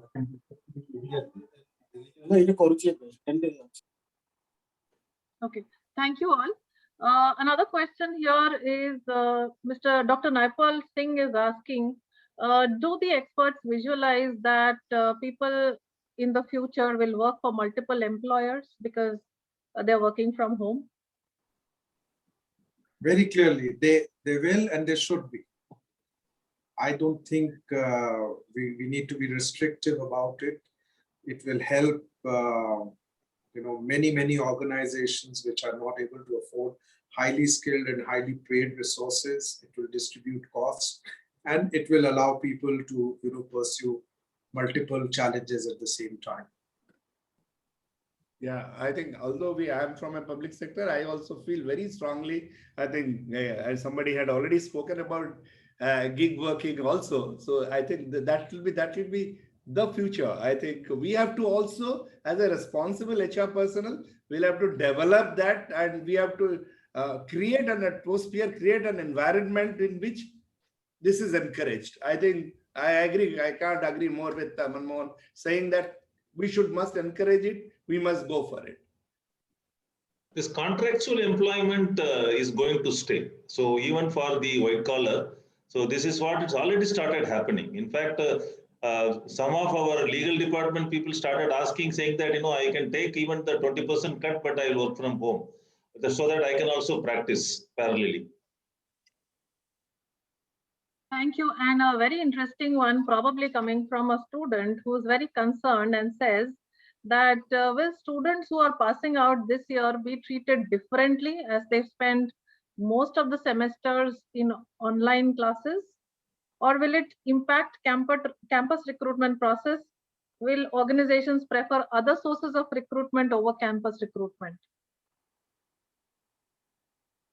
I think the process has got very refined with, if we are having this webinar and conference like this, hiring at campuses will also move very, very smoothly, and you'll have, your best people in the organization will not have the excuse that they can't travel, because in the past days, it used to be a Herculean effort to get your, best functional heads to come and go to the campuses. With mediums like Zoom, etc., it's very easy.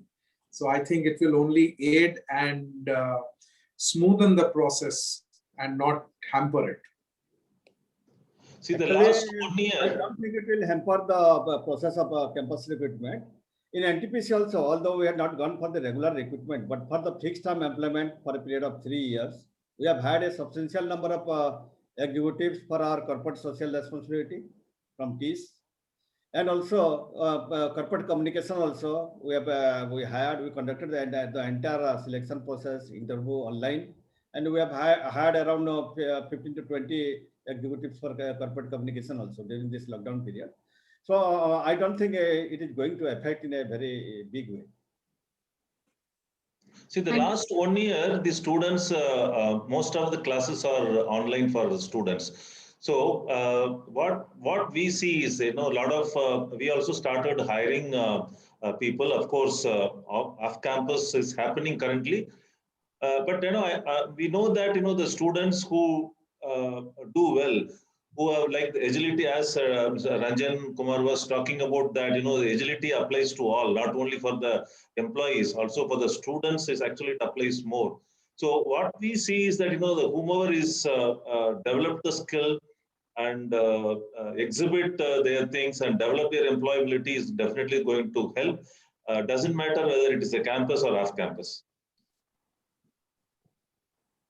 Manasi, on a lighter note, I think students who really took the test of passing their online courses are more valuable than those who attended the classes personally, and I would prefer these people more than the others. Okay, sir. So we would love to have Deloitte here for the campus placement this year. Oh yeah. At least one commitment we've got today. Okay, another question. Okay, so it's very heartening to see we still have 100+ people here listening to the wonderful deliberations going on. Just time for two last questions. One is again from Mr. Ashish, who's asking what value addition HR can do in terms of COVID vaccination, because now probably it's going to start at the workplaces also. We have already started. Yeah, sorry, Swasti. No, go ahead, Sureshji. Yeah. See, we already, for the companies, we already started doing it. Now the government has very recently announced that, they are ready to come to the campus and then do it. So even before that itself, in our plants, we have organized along with the PHCs and started doing it.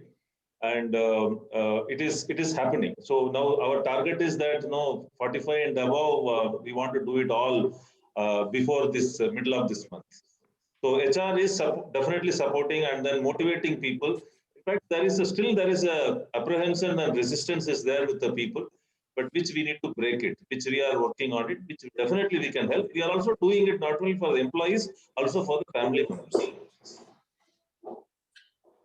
I want to supplement one thing. Actually, I also Mr. Mahapatra and Mr. DK Singh will also, because the PSUs have been assigned with arranging the coal supply arrangement in the remote part of the country. Different PSU has been assigned for different states. So we are already procured many such equipments like a freezer or a cool truck or something like that, and providing to the state health department. In that way, we are contributing, and HR is playing a very important role in that. And besides that, my colleague told just now that whenever there is more than 100 people, we can organize the vaccination program in our campus itself. And in many of our projects, we have already started, and HR is taking the load in that, taking the lead in that also. Thank you, sir. And the final. I just want to add. I mean, it's a very lighter way. Sure, sir. Kasuti also wanted to speak, but I am coming in between. HR का काम यही है 45 के ऊपर सभी लोग को पकड़ के vaccination देना. That's the best role HR can play right now. I think that's what every HR person has to play right now. Yes, I'll add one more thing, sir. One good news for students, that we have started campus recruitment virtually. I mean, we need a lot of engineers, so we are starting campus recruitment virtually. Correct. Great news. Thank you, sir. And the final question comes from none other than Professor Sinha, who's asking, okay, I lost the question somewhere. I'll have to, yeah. He said that talking of one valuable word like authenticity, transparency, agility, adaptability, etc., etc. What did HR actually do to update and skill themselves to successfully fit into all these variety of roles?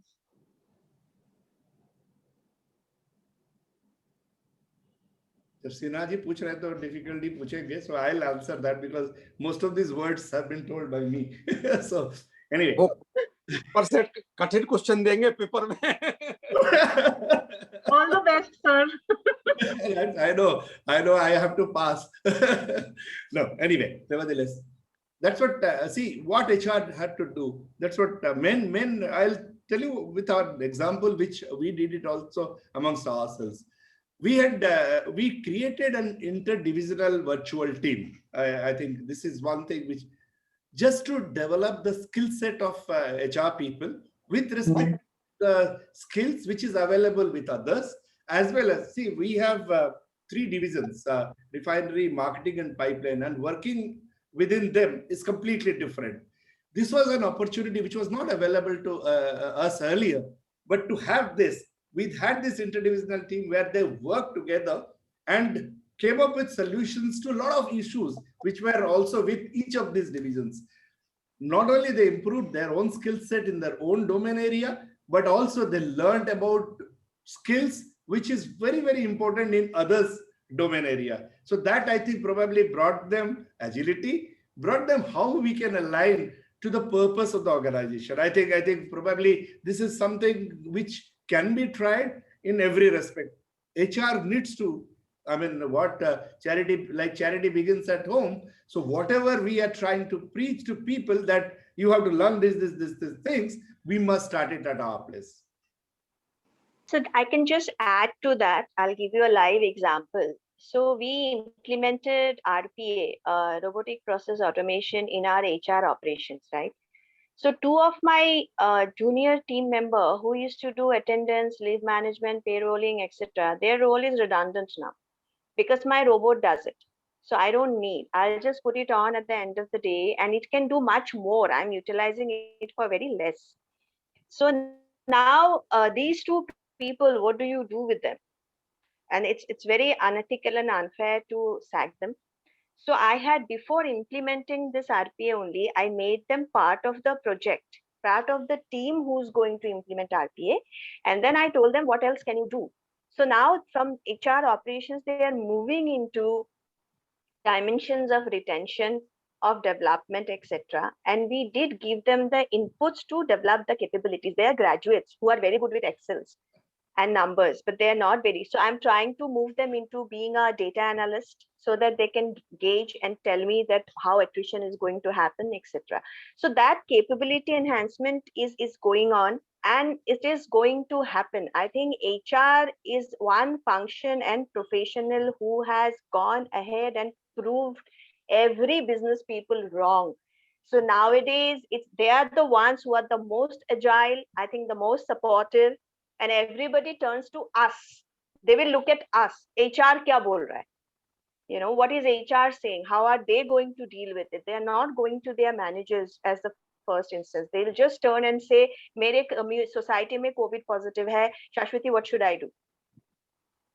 So, you know, I think that agility that Mr. Mahapatra is talking about, thank you so much for that. We have automatically learned it and we are moving ahead in this. My advice to the particularly the students who are pursuing HR, MBA, HR, and others who are the new in this profession, I may sound a little blunt, but my sincere advice is that let us understand the business first. Otherwise, HR roles will be always a supporting role. HR being a strategic business partner is being talked about since last more than 15 or 20 years. But now we have to move one step further. The HR is not only a strategic partner. The business of HR is the business itself. Then only we will be contributing.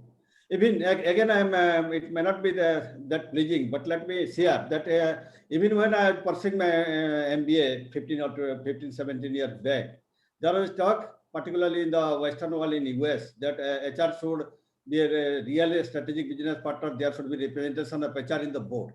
But still, if we see the MNC in MNC or many of the companies in the Western world, there is very few companies where there is representation of HR in the board.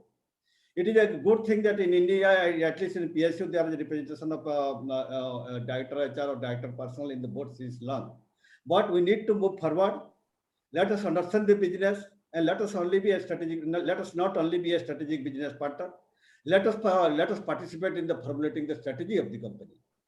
And then only our credibility will enhance. And for that, we need to be more analytical, more logical. We should understand in deep the nitty-gritty of the business and see how can I contribute in formulating the strategy. I'm giving a small example. I may be taking little longer. Suppose for NTPC was known for its thermal business. Now we are entering into the renewables in a very, very big way because that is the need of the future. But can we enter the renewable with our existing manpower structure or the existing manpower cost or something like that? That's why we had a detailed deliberations in our HR circle, and we came out that what is the time of skill required there, and we are going into the in a very big way in a fixed term employment in renewable field. Now we are, and if you have seen that during last 5 to 6 months, we are winning business in renewable field also. So we have to find out ways and means how HR can really contribute instead of only playing as a secondary role in employee motivation. Those things are there. But again, we have to see that at the cost of repetition, I will again say that let us move towards the HR outside in role. Let us the business of HR is the business itself. We have to think from the deep of our heart. Then only we will enhance our credibility to a greater extent. Thank you. And we have to see the context in which business we are operating. Suppose I am in something like TCS or something like Infosys, the role of HR, the type of responsibility will be quite different, significantly different than suppose I am in a hardcore PSU like NTPC or IOC. So we have to see in which business we are operating, what should be our manpower structure, how should be our skilling, competency requirement, and we should orient my HR, reshape of my entire HR policies practices according to the need of the business. Otherwise, suppose I read them already and whatever prescriptions has been there, and without adapting it in our current situation, I try to adapt, then I think will not be able to establish those type of credibility. So my sincere request to the young comers in HR that first you should have a clear understanding of the business.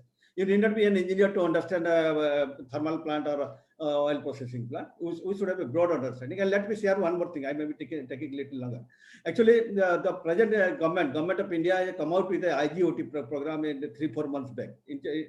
Recently, we come across that because it is going to be implemented in Power Ministry also, integrated government officers training program. Even the government officers, central government employees, even if they are moving from one university to others, then they will have to undergo some assessment and some training in that business.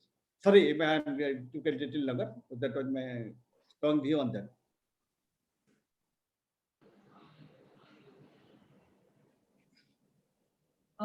Sorry, sir, you had to cut short what you were saying.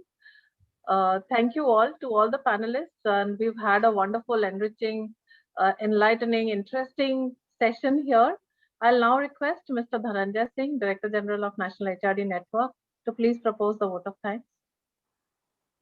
Thank you, Manasiji. Thank you very much. And Friday evening, 8:33 in the evening, and still we have such senior colleagues with us. So it's a privilege to share the feeling of gratitude on behalf of the organizers, BIMTECH, NHRDN, and Deloitte. So Badri Narayanaji, thank you so much for stitching everything together so well. You had titans to deal with, all the senior leaders who have really made a difference. You have taken so much of time and effort to put everybody together. Thank you so much, sir, for Thank you so much, sir. And Dilip ji, Manmohan ji, Ranjan ji, Sashwati ji, Suresh ji, VK Singh ji. Grateful thanks. We don't have words to thank each one of you. In fact, giving 2.5 hours just to invest in people is, we all three, BIMTECH, NHRDN, and Deloitte, are grateful to each one of you. And the way you all have invested your time, I'm sure not only the 160-70 people who are present today here, but also this will also reflect, we look up to KK Sinha sir, Harivansh Chaturvedi sir, obviously will come out of book also. And it all, even 10 years, 20 years from now, when people will talk about the real HR challenges, and so humbly and so forcefully you have talked about it in today's deliberations. Grateful thanks to each one of you. This is 36th session, and our leader, Dr. Harivansh Chaturvedi ji, Director BIMTECH, Sutradhara of all this, Professor K.K. Sinha sir, Manosi ji, Abhinav ji, Nalin ji, Avinash ji, senior members of BIMTECH. Grateful thanks to each one of you for ensuring that we're talking about collaboration. 9 years we are doing it together. Grateful thanks to Deloitte and obviously BIMTECH for leading it. We have some senior colleagues here. I'm really feeling humbled, I must say that. Dr. G.P. Garu, Dr. Johari Lal Saab, S.P. Singh ji, Dr. Bharara ji, Raghunandan ji, Subir Sinha ji, Yashwant ji, Vipin ji, Ashish Gakre ji. So, and each one of you, I'm just taking few names, each one of you, you all joined here us today, encouraged each one of us to do it more with a lot of effort, with a lot of initiative, with a lot of commitment, just to do one thing, to serve our fraternity, to learn from each other, so that together we can do better than what we have been doing today. So with this, a grateful thanks to each one of you, and over back to Manosi ji, please. Thank you, ma'am. Thank you, Ranjan ji. And thank you to all our wonderful audience who've been engaging with us all through right from the beginning. Wish you all a wonderful evening. Signing off now. Good night. Thank you so much for having us. Bye. Bye. Bye. Thanks to all speakers. Thanks to all participants. We are grateful. Thank you. Good night, all panelists and Badri, led by Badri, and all the participants. Very rich conglomerate, very rich. Thank you very much for your participation and your valuable time.